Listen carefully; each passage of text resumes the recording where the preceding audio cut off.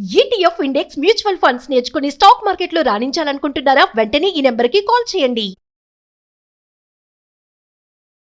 నమస్తే, welcome to Suman TV. PCOD, అసలు PCOD సమస్య ఏంటి, దాని లక్షణాలు ఎలా ఉంటాయి? చాలా మందికి కన్ఫ్యూజన్, పీసీఓడి అంటే ఏంటి అనేసి. మేడంతో మాట్లాడి ఆ విషయాలన్నీ కూడా మీకు తెలియజేసే ప్రయత్నం అయితే చేస్తాను. మరి మేడంతో మాట్లాడతాం. నమస్తే మ్యామ్. నమస్కారం. మ్యామ్, ఆల్కహాల్ తీసుకున్నాక రొమాన్స్ చేయడం అనేది ఎంతవరకు కరెక్ట్ అంటారు? సో బేసిక్గా ఆల్కహాల్ అనేది ఒక ఇన్హిబిటర్. నవ్వుతూ తాగే వాళ్ళు నవ్వుతూ ఉంటారు, ఏడుస్తూ తాగే వాళ్ళు ఏడుస్తూ ఉంటారు. సో మన బాడీలో హార్మోన్స్ ఏవైతే కరెక్ట్గా వెళ్ళాలో ఆ హార్మోన్స్ని కొంచెం ఇంబ్యాలెన్స్ చేస్తుంది ఆల్కహాల్. ఆల్కహాల్లో కూడా content of alcohol and level of alcohol, level of intoxication, దాని తర్వాత ఎన్ని ఇయర్స్ నుంచి ఇవి తీసుకుంటున్నారనే దాన్ని బట్టే మనము మాట్లాడగలుగుతాం. బేసిక్గా ఆల్కహాల్కి వచ్చేసరికి పర్సనల్ చాయిసెస్ కొన్ని ఉంటాయి. కొంతమంది ఆల్కహాల్ ఆహ్లాదకరంగా ఉండడానికి వాడతారు, కొంతమంది ఆల్కహాల్ జస్ట్ ఆ రోజు స్ట్రెస్ రిలీఫ్ అవ్వడానికి వాడతారు, కొంతమంది ఆల్కహాల్ మంచి సెక్షువల్ లైఫ్ ఉండాలని వాడతారు, కొంతమంది ఆల్కహాల్ అసలు జీరో సెక్షువల్ లైఫ్, నాకు అసలు సెక్షువల్ లైఫే లేదు, నేను మందు మీదే ఉంటానని చెప్పి మందు మీద ఉండేవాళ్ళు ఉంటారు. So person to person alcohol డిఫరెంట్గా బిహేవ్ చేస్తుంది. బట్ ఏం చేసినా కూడా alcohol is a disaster. Basically it's a substance abuse.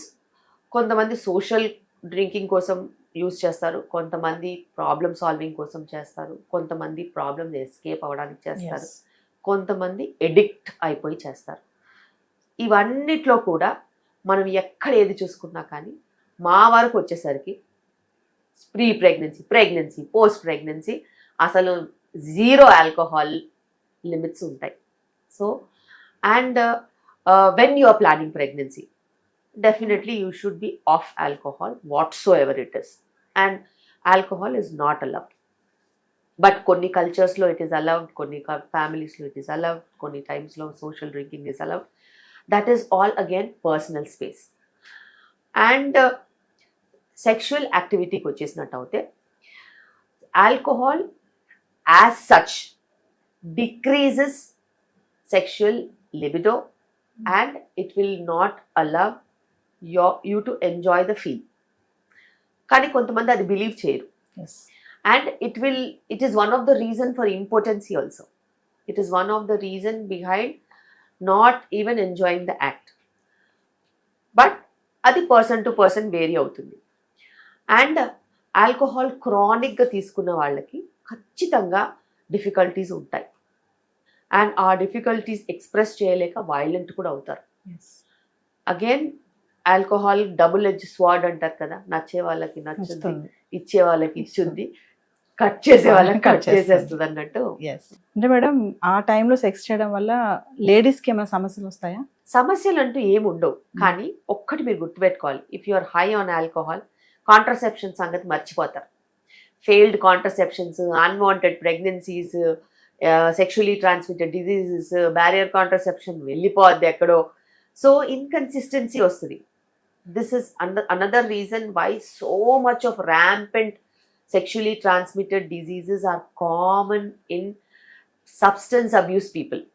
Whether it is alcohol or drugs or anything for that matter. అంటే ఓవరాల్గా ఏం చెప్తారు మేడం, ఆల్కహాల్ తీసుకొని సెక్స్ చేస్తే వచ్చే ప్రాబ్లమ్స్ ఏంటి? చాలా మంది మరి వైఫ్ అండ్ హస్బెండ్ ఇద్దరు కలిసి తీసుకొని కూడా దాంట్లో పార్టిసిపేట్ చేస్తారు కదా. అందుకే నేను చెప్పాను, there is a social angle to it, there is an emotional angle to it, and there is a ethical angle to it. Ethical, always no. Social angle, it's your personal choice. And emotional angle, when you are down, it might pull you up. But when you are super down, it will never pull you up.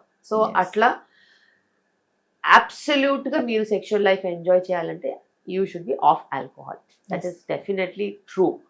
Because with alcohol, there are so many problems that it gives in long term. కానీ చాలా మంది అంటున్నారు alcohol తీసుకొని చేస్తే కొంచెం మనకి encouragement ఉంటుంది, ఉత్సాహంగా ఉంటుందని అంటారు కదా మేడం. మరి వాళ్ళు ఫాల్స్ ఇన్హిబిషన్స్ ని పోషిస్తున్నారు.